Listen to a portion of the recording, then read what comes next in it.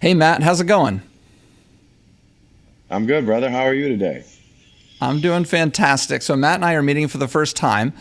And in my research, I do research on all of our guests in advance. And in my research for Matt, which was today, and that was a good thing that I waited until today to do my research because guess who won a one shot award yesterday? This guy. So Yeah, let's tell. yeah, So yeah. why don't you tell us? First of all, where was the show? This is it in Austin again? Yeah, we were in Austin, Texas for the One Shot Awards this year for the BTC show. Okay, so you went down there, and what did you win for? What category? We won haircut collection this year, so a good, great category. I love to cut hair. Cutting hair is one of my passions. It's what I typically teach, is that and styling. So to take home an award like that with some really amazing collections posted up there was a pretty exciting experience for me and the rest of my team. Phenomenal. Okay, so there's going to be a lot of lessons in this episode because in doing my research on you, you like lessons. You're a natural born educator and you like motivational tidbits, statements, comments, quotes, call it what you will, but you kind of have them littered around your Instagram and kind of around your online persona. And so we're going to talk about a lot of those things, but you gave three good ones in your acceptance speech yesterday or last night. Do you remember what you said? Of course, I remember. That's my life mantra. There you go. Yeah, So that's my bring life it. mantra.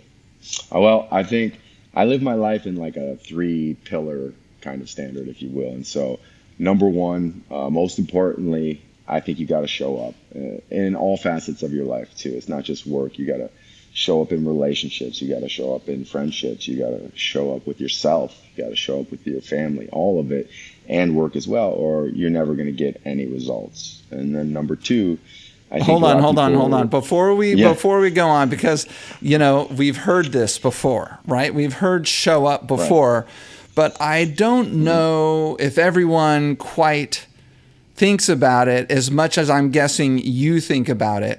Define for us what it means to show up. Yeah, so my older son and I talk about this all the time. Like he's 20 years old. He plays football at the University of Cal Berkeley, Oh, and wow. showing That's a a big yeah, deal. Good for it's a him. big Good deal. for you. Yeah, Yeah. he's a good dude.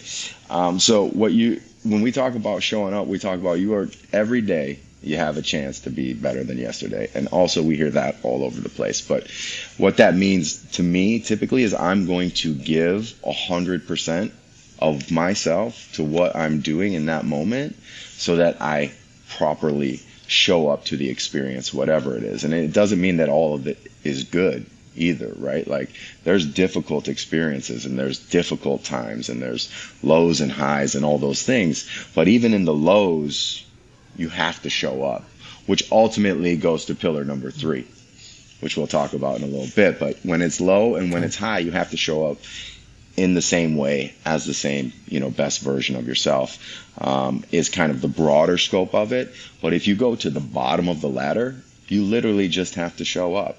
Like you have to put your feet in places in order to make things happen for yourself.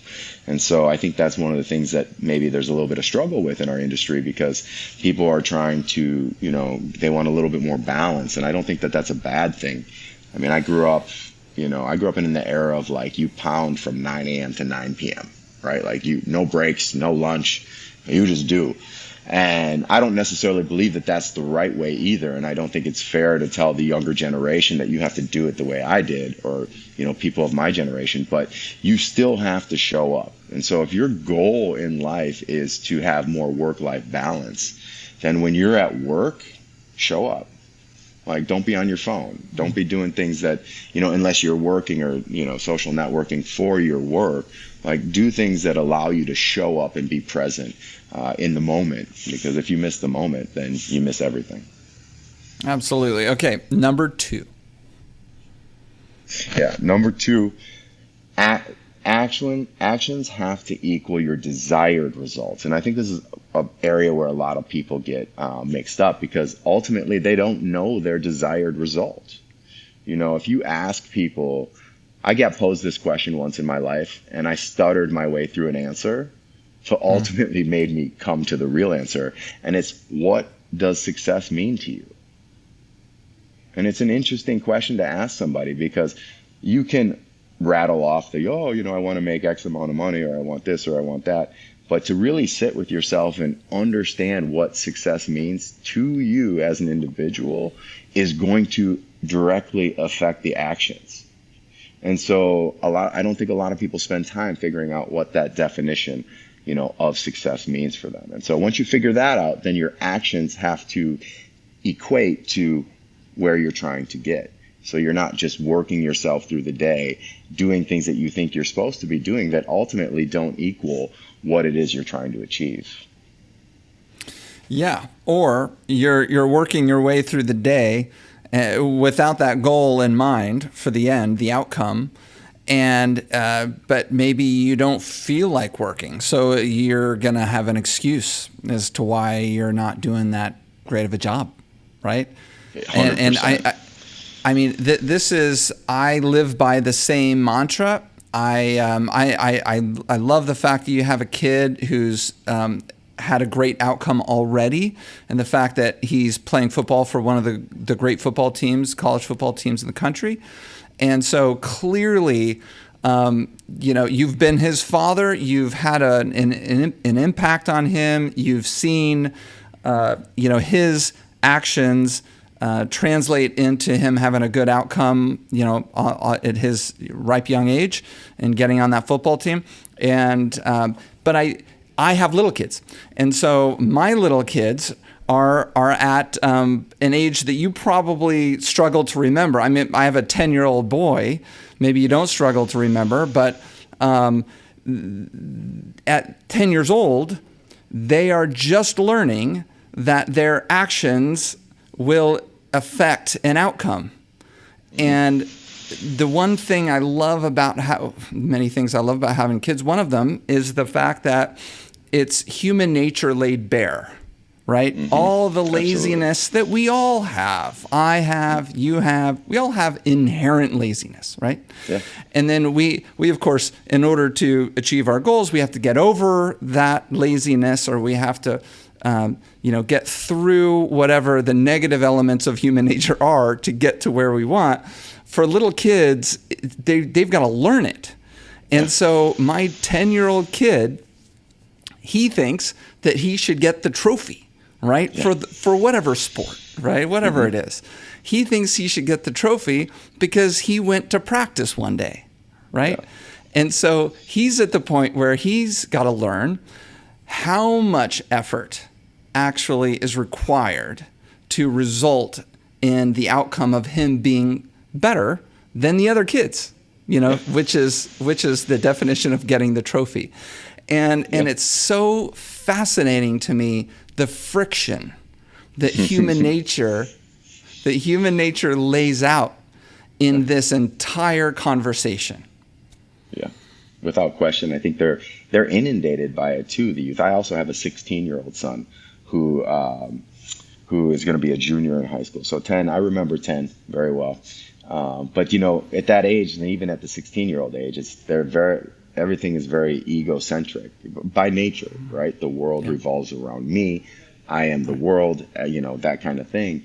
And it's ultimately, there is a large portion of the world that is feeding that idea. Sure. Right? We have Instagram. We have, like, even young kids, my younger son it's Snapchat, or it's, some sort of social media that makes you the center of the universe.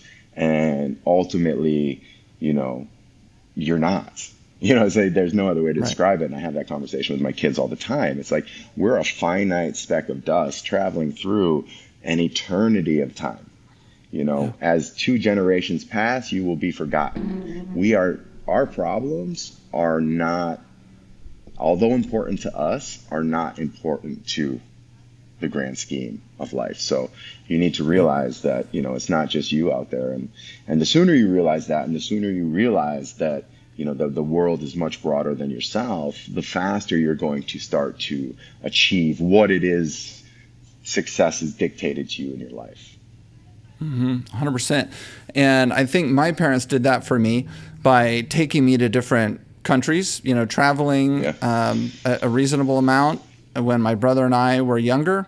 About when I turned 10, and they started taking us to this place or that place, like Mexico, and then they took us to Spain, and then we went to Italy and stuff. And I thought that my world was essentially the classroom. And, the 12 boys that some of whom were my friends, some of whom beat me up, and, the girls, some of whom I liked, whatever, and who didn't give me the time of day. And I felt like this was everything. This was the world, and everything lived or died based on the interactions with each other. And then you go out and you see, oh my God, the world's much bigger, and there's a lot more going on. I think the perspective is very, very good. Okay, so let's go to number 3. So that was number 2. So smart. What about number 3? Number 3 for me is discipline will overcome inspiration and motivation 100% of the time. And it's not to discount the idea of being motivated. I mean, we do want to be motivated. Motivational things are great and they do help people. Inspiration is great. It opens your mind. But ultimately, at the end of the day, if you don't have discipline, then all you're doing is consuming the inspiration or the motivation, and you're not actually applying the inspiration or the motivation into your daily life. So discipline to me is like the ultimate groundstone to any type of success in any facet of your life that you're trying to achieve, or whatever it is that freedom of life means to you. And mind you, like, I was very disciplined at not having discipline for a long portion of my life. So I speak from experience. That I recognize the change in my life when I implemented discipline into my absolute daily routine. Well, tell us more. I mean, because that's the crux of the issue, right? It is again human nature to wake up in the morning and this morning I want to go to the beach. I'd like to go to the beach. So what prevents you from going to the beach versus what makes you choose to go to the beach versus go to your job? And so you had this issue, and then how did you solve it? Yeah, so it's interesting. I mean, I've always been a worker. I will say that. Like I am a goer at work, but it was what was my morning routine more, right? Like, would I get up, get on my phone, come into work tired, then I'm not having as much fun, then I'm not as nice to my clients, then my haircuts and my colors, everything doesn't look as right, the business doesn't run as well. So what I did is I implemented a few steps into my life. So I wake up now every day at 4:30. It doesn't matter, Monday through Sunday. There's no weekend. Yeah, 4:30 a.m., my friend. Like in the morning? 4:30 a.m. See, that's where you lost me. In the morning. I'm done. I'm out. That's what I used to say, though. I used to stay up till 1 watching Netflix. I was like a 1 a.m. Netflix watcher. Midnight Netflix watcher. You just kind of like vegetation, because I needed it because this is my reasoning for it. I needed it because I had expended so much energy at work. I just wanted to veg, right? That was your reward. That is not. Yeah, my reward, exactly. But it's not a beneficial veg or a beneficial kind of recharge of the battery. It's just mind suck. What I did is I slowly started to reverse that. So I started to go to bed earlier. So then I would wake up earlier and I would get that same recharge time that I had at night, and I shifted it to the morning where I could be more functional. So it's a 4:30 wake up every day. I grab my dog, I take my doggy outside, and I do my Nikola Tesla, start my 3-6-9 mantra for the day. So I do that. Okay, hold day. on. So I think we know who Nikola Tesla is. The namesake for the company. He created electricity, or had something to do with the very early creation of electricity. What is 3-6-9? 369. So those numbers are considered like very, this is a little woohoo, but I'm not super woohoo, but you have to, 369 is connected to the universe, right? Those are universal numbers. They mean, as far as frequency goes, they kind of interject throughout the universe. And so in the morning, so I'll have to say I have my manifestation. What am I trying to achieve, in my life for the year 2023, right? So I set my manifestation, and I write it down 3 times in the morning, 6 times in the afternoon, 9 times in the evening, right? The same thing. You write down the same thing. Same thing. Yeah. If I could show you my phone, you see it. Right now it's just this long list since January 1. Wow. On your notes section? Yeah. Okay. Yep, in my note sections, and then and then I speak it. Right? Don't lie. Do you copy and paste? Never. You have to write. You have to have the action. You have to have. I was doing a notebook forever, but my wife got mad because I had notebooks all over the place. She's like, you need to, because she's very clean. My wife is very clean, so she's like, you need to condense. You have a phone. Use your phone. So I subsided to her choose your battles in a 21-year marriage. She wins that one. So I start with that, and then I speak my gratitude for life in general, for waking up. I mean, every day I think I have gratitude that I can stand on 2 feet. So many people wake up and they cannot stand on 2 feet. They cannot function enough to get up and take their dog out.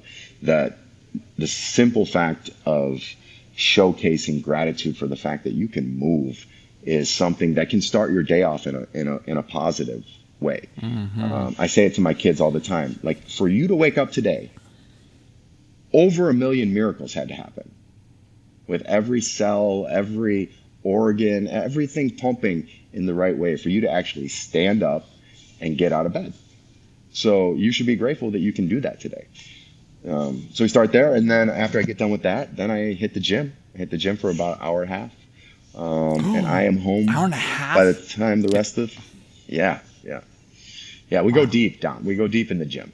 It's good for my brain, Yeah, good for my brain. Yeah. And I know they say that rest days are good, but I don't take days off. So, well, you could do a different muscle group, right? I mean, that's right. Exactly. That's like a rest day in the gym. Yeah. Okay, so hold on. So all of this is amazingness, but I'm still back at the 4:30 in the morning. Okay, so you're married, you have children, and how do you? And I'm saying this coming from somebody who's married and has children. How do you make that work with the schedule of your wife and kids? And now your kid is 16. Do you have a younger one? No, that's it. Just the 2 boys. Okay. So your 16 is, he gets himself up in the morning. He does all that stuff himself, pretty much. I guess he's even driving to school now, right? 16. Yeah. Driver's license. Okay. So that's cool. But your wife, or let me first ask you, what time do you go to sleep? We go to bed together. So we go to bed about 9:30, 10. Okay. And is she getting up at 4:30 in the morning? Oh, no. No. I didn't think so. She gets up when I get home from the gym. Okay. Which is circa 7:30? 7:15, 7:30, exactly. Okay, I usually show up with a coffee. So she gets a coffee, not a bad way to wake up. And then, she cooks breakfast, I cook breakfast, one or the other, and have a little chat, and she goes off to work, and then I go off to work.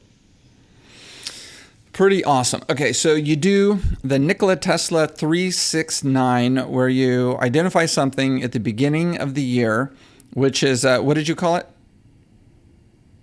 It's basically call it your manifestation for the year. Okay, so a goal. What you're trying to achieve.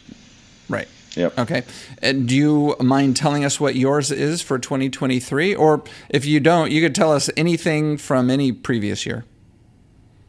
Yeah. So I'll go. Well, I can't because it's still 2023. So we'll talk about 2022. Like I told you, I was definitely, like, discipline was not always, the forefront of my life. So at one point I was like a much larger dude. And so I wanted to incorporate discipline in my life. So my 369 became, I will be a more disciplined human. I will be a more disciplined human. I will be a more disciplined human. And ultimately throughout the course of that year, like it started with me, like I said, going to bed a little bit earlier. I wasn't like a gym junkie. So then what I did at first was I would start waking up. So I started at 5:30 was my original wake up time. I'd wake up at 5:30. I'd drive to a coffee shop that was next to the gym. I didn't go in the gym. I just got in the habit of driving to the gym. And I would pick up the coffee and I would go back home. I did that for about 3 weeks. And then I went to the gym for a little bit. I went to the gym for 30 minutes, did something. It wasn't like a crazy workout. And I did that for 3 weeks. And then I started to develop those habits. And, the 5:30 turned to 5, turned to 4:30. The gym went to 1 hour, went to an hour and a half. And, 6 months later, I'm 55 pounds lighter, 46 years old with a washboard stomach. And, my wife is looking at me like I'm a completely different human. You know what I mean? Yeah. And so I think there's importance to those little, I read the book years ago, Atomic Habits. I don't know if you've read that book. I don't know Atomic Habits. Who wrote that one? I can't remember the name, but I'll send it to you. Highly recommend this book, Atomic Habits. Easy read. You can get it on audio as well. But it talks about what he talks about in this book is it's the compounding interest of your daily habits, right? So it's like when we invest money, in the markets or in life insurance or whatever, your compounding interest starts to build your money. And at first it's really small. It doesn't look like anything's happening. But then all of a sudden, after time, that interest grows rapidly. And it's the same thing with incorporating these things in your life. It's hard at first. You don't see a lot of change, right? You're not seeing, pounds drop or money rise in the bank or whatever your goals are. But all of a sudden, in continuation, that compounding interest kicks in and then it's liftoff. It's like everything in life, isn't it? It's like if you have a longer term perspective, that's where the benefits start coming in. Initially, like you just said, and I think everybody listening knows, that first day of getting up at 5:30, and I love the incremental element, by the way, of what you said, reminds me of something motivational. I don't remember if it was another guest or a friend of mine said it, but they said, if you want to run in the morning, for example, just put on your shoes. You get up in the morning and just put on your shoes. And if you don't actually get out to run, that's okay. You're just taking that first little step. And so you went to the coffee shop at first. I love that. And of course, it gave your body time to acclimate to what is essentially jet lag, because you might have been waking up at 7:30 and all of a sudden you're waking up at 5, and that's a big deal. But initially, and in the beginning, probably the first month, maybe 6 weeks, the pain was very high, right? The cost of your new routine was very high, and the benefit was very low, right? You hadn't lost the weight yet. Exactly, brother. Right? And so, it reminds me of my mortgage. Like when you take out a mortgage, every month, the interest, you write a check for X amount of money, and most of that is interest, and very little of it is principal, paying back the principal. And then over time, that switches. And it's exactly what you're talking about. But it requires, in order to actually start this process, it requires recognizing that in the future, you're going to get a big payoff. That's right. I read this quote once, and it was really inspiring to me. And it basically said, people often overestimate what they can do in a year, but underestimate what they can do in a lifetime.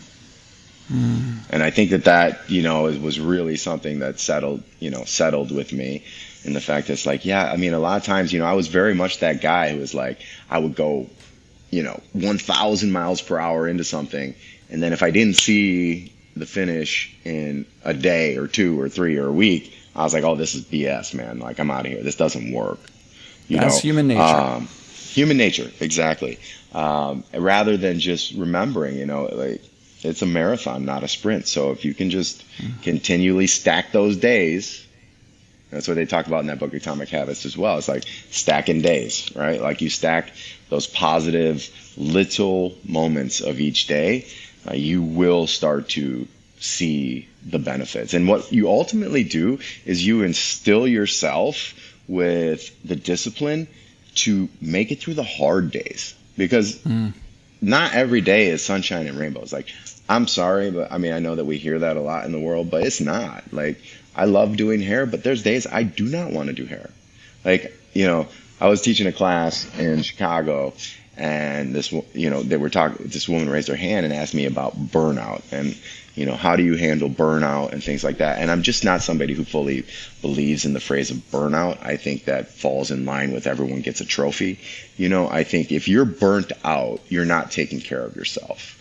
And then this other girl raised her hand and said, yes, if you love your job like we love our job, you never work a day in your life. And I was like, well, I have to disagree with that too, because ultimately there are days where I feel like I'm, you know, going through just like feet of mud to make it through one haircut. But I've set up those little disciplines in my life that I've taken care of myself, that I've given myself the tools to be like, you know, you can make it through this day and you'll, you know, tomorrow will be a better day. Yeah. Have you seen the Arnold Schwarzenegger documentary on, I think, Netflix? I love Arnold. I love it. I watched it twice. I love it. Yeah. So I didn't watch it twice, but I watched it once over the course of like 5 evenings or whatever. But there was one particular part that I think underpins everything that he's been able to do, which is just, I mean, let's just stop for a moment and think about how difficult what he's done is. You know, I'm going to leave it there. The listeners know. Yeah. But there was a point at which he said, and this is not verbatim by any means, but the essence of it was, when something hurt in my body, I just ignored it. When I was tired, I just ignored it. In other words, he was insensitive to the pain and suffering. Mm-hmm. In other words, he feels pain and suffering too, just like we do, just like normal people when they get up in the morning. Oh my God, I don't want to get up this morning. It's raining and it's dark. It's wintertime. Feel a little depressed because whatever happened in your life, and you just don't want to do it. Well, that's not a reason not to do it. You got to show up. You just have to go. Show up. And that was the essence of what he said, which was basically, I ignore any reason to not go and do what I know I should be doing. Yeah, exactly. I think I agree with you. You know, speaking of, so my older son, he's his 3rd year playing ball. First year he redshirted. Second year he medical redshirted. He had surgery on his foot, so couldn't play. So he's finally healthy. He's at practice the other day, and he tears his labrum in his shoulder. Right? So you're thinking that just disaster, right? But you can play with a torn labrum. Like this, he wouldn't be the first or the last guy to do this. They put this little cuff in there, kind of supports your shoulder, and you can go through an entire season. But he was feeling down, and I sent him this video from David Goggins that basically talks about how, like, you know, stuff gets hard, and when that stuff gets hard, like, you know, you have certain extremities that rise into your chest that don't belong in your chest. They belong further down. So you've got to give yourself a little pound in the chest. You got to look yourself in the eye, and you got to say, like, this will not affect me today. Like, I am bigger than this thing that's happening here, in this instance, the labrum, right? And he went out, he's like, did the whole thing, you know, he has his morning gratitude list, as does my 16-year-old, and goes out and he graded out his best practice that he's graded out since the return of his foot injury. What? That's amazing. Yeah, with a torn labrum, you know, in pain, but he's like, I didn't feel the pain. The pain was gone. Right. You know, because it's here. We're capable of so much stuff. Like, humans are amazing. Like, we can do amazing things. And we just give in to the smallest little pissant excuse. Yeah. Because again, like a pebble in your shoe, you know? Yeah. Human nature It's easier, has all right? It's easier. Of course. It's easier in the moment. Yeah. But of course, Yeah, it's easier in the moment. If you give in to all of those natural human tendencies, then you're not going to achieve what you want to achieve. And of course, the reason why I do the show, I've been doing it 6 years, haven't missed a week in about nearly 6 years. Actually, wait a second, it's August. I need to talk to Donovan about this because I want to say that in 2017. Our first episode was sometime in August. He probably knows this already, but I haven't thought about it. So I haven't missed a week since like December of 2017. And it requires a lot of stuff, and sometimes I've got 47 things to do not related to this podcast right now. But I've committed to doing the podcast. It's a duty. There's people who listen regularly, and I feel a responsibility. And so we're going to get it done, and we're going to deliver good information that's going to help people in their lives and in their careers. And this is, despite what human nature wants you to do. It's all in the mind. All in the mind. Like if you can master your mind, you can master your life, because your mind plays tricks on you. I mean, I have experienced it so much in my life. It's the only reason that I can speak to it, is that my mind has played so many tricks on me, told me so many stories, has, what would be the right word that we want to use, has rationalized tons of crap that wasn't good for me. And so ultimately it takes the mastering of your mind in ways in order to master your life. I think that's a book, actually. I just stole it. Master Your Mind, Master Your Life or something. But I think so. Yeah, I think so. But, it's reality. It's true. And I say this a lot, like, I'm not for everybody because I'm intense, like I have expectations of myself. And so I am going to pass those expectations on to the people around me, because the reality is that the people around me need to elevate me as well as I'm elevating them. And so, it's even working in the salon, like it's definitely an environment. Like I can be intense, never negative, but just intense. Like, if you want something, like you have to get it, and I'm going to hold you accountable to yourself for getting it, as I do with my kids, as I do with myself. Absolutely. The only one who I don't have to hold accountable is my wife, because she's pretty perfect. Right. Yeah, I'm going to say the same thing about mine. I'm very grateful. Talk about gratitude. Very grateful for the girl I chose to marry. She's also fantastic. Okay, we've got. I would say that this is the longest that I've ever gone before doing an intro of my guest. Here we are. We're 35 minutes into the episode, and I haven't done an intro for you. So I'm going to do it really fast. The listeners probably already know who you are. If they were curious in the first 10 minutes, they probably paused the podcast and learned about you. But you are a Minneapolis hairdresser who focuses on cutting. You're the Global Creative Director for Rusk. You're a 4X NAHA winner, 3X, actually three or 4-time Behind the Chair one-shot winner. Did you update your Instagram? You're 4-time now. You have to update your profile on your Instagram. You're a 4-time NAHA, 4-time Behind the Chair one-shot winner. Husband and father, as we know. On your Instagram profile, you've written, "The purpose of life is life." What do you mean by that? So, you know who Osho is? No. Osho. Okay, so Osho.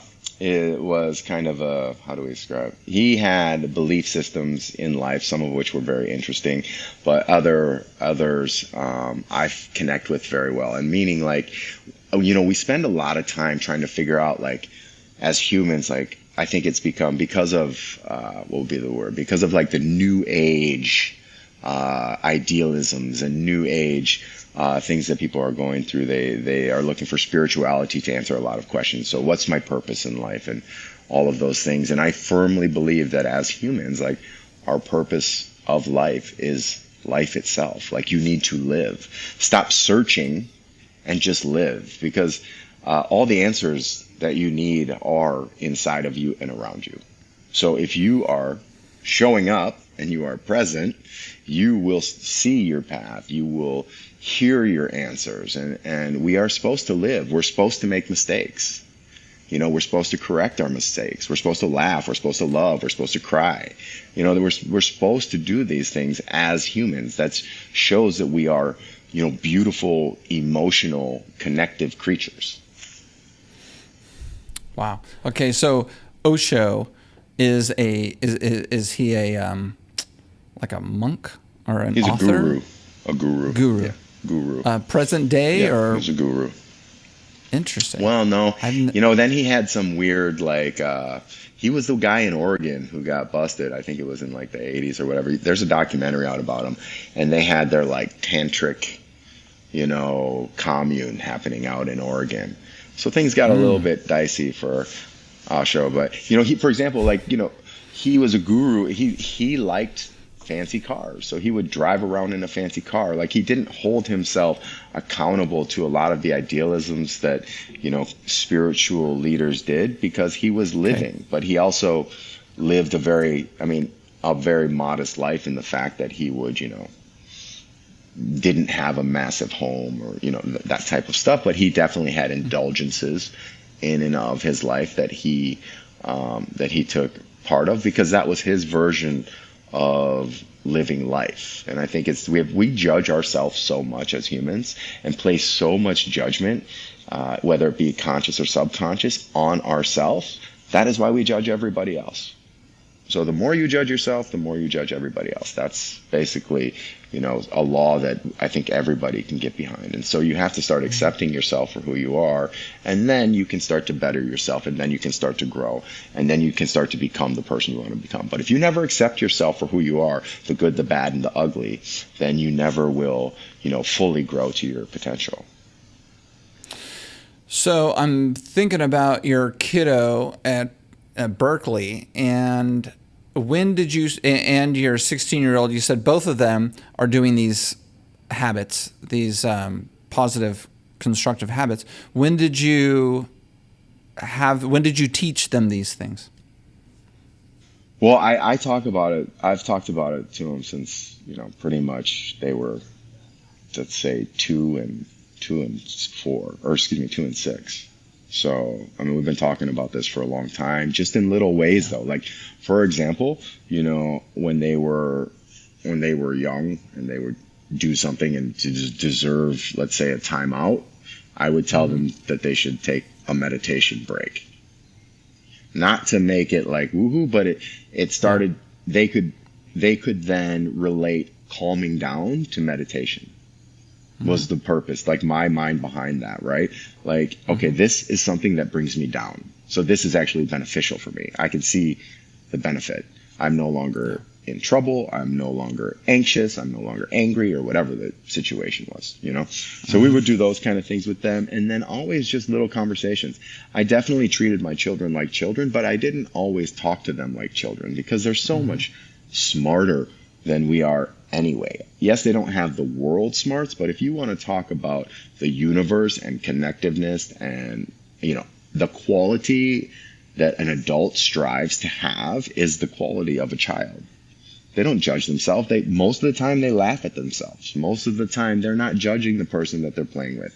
Those things don't come in until we start imprinting them, you know, subconsciously, ultimately, most of the time as parents, on our kids, or society subconsciously or consciously imprinting that on these little kids, that all of a sudden you have to start judging people for their differences, or judging yourself because you don't fit a certain mold. Mm-hmm. Mm-hmm. Pretty awesome. Is your 16-year-old a high achiever as well? Yeah, he's got 9 scholarship offers right now, one of which is Berkeley, come on. University of Miami. For football? Yeah, he's a wide receiver. Wow, that's amazing. Good for him. And your older son, what is his position that he plays? He's an offensive lineman, so he's a protector. He's a big guy. I mean, you've got to be. How tall is he? 300 pounds. Oh my 6'6". God, are you kidding me? He's 6'6", no. 300 pounds? Yeah. I mean, you look pretty big. You know, you look muscular in the screen. But I am how tall are you? 6 feet You're tall. 6 feet. That's what I am. Yeah, I'm 6 feet, and then my Do you have a younger tall son wife? she's 5'8". I mean, she's not short, but What? she's not like How'd you get a epically tall. 6'6" son? I think it's got to be somewhere on my wife's family. I'm Italian and Wow. Irish. There's no, Same. there's no. That's a, Yeah, are you? Yeah, fantastic. yeah. Great My minds my think alike. exactly. My grandfather, my Italian grandfather, was like 5 foot nothing. I'm literally like 5'3". There's pictures of Yeah. him, and he was minuscule. His kids were taller than he was when they were like, my dad was probably taller than he was when he was like 14. So my wife makes fun of it. But Yeah. anyway. Well, that's me with my kids. They're taller than me Okay. at 14. Wow. That's crazy. Yeah, because my younger son is almost 6'5". Amazing. Well, good for them. I'm so happy to see, the successful, results from parenting and all that kind of stuff. Because my wife and I are doing our best right now. That's all you can do, man. That's all you can do. I read did you ever read the book Freakonomics? Yes. And Yeah, I thought listen to that the was really podcast. interesting. I listen to the podcast. Do you ever listen to the podcast? I haven't, but I will now. I didn't even know that there was one. I just read the book, but I'm going to listen. Yeah. I thought it was so interesting when they talked about, children and then how their upbringing and their surroundings are kind of adequate to this percent of their personality, but ultimately this percent of their personality is just encoded inside them. Yes, the nature versus nurture proportion. And most people, of course, say, Yeah. is it nature or is it nurture? And the simplest way to look at that question is it 100% nature or is it 100% nurture? And of course, it's not 100% anything. It's Yeah. a combination. And of course, Absolutely. it probably depends on the person and depends on the nurture and all that. Yeah, absolutely. Okay, I'm going to stop you right there. This has been an amazing conversation. I don't want to rush it. So I'm going to see if you come back next week. We can continue the conversation because this is too good. What do you say? I'm down for whatever, man, of course. Awesome.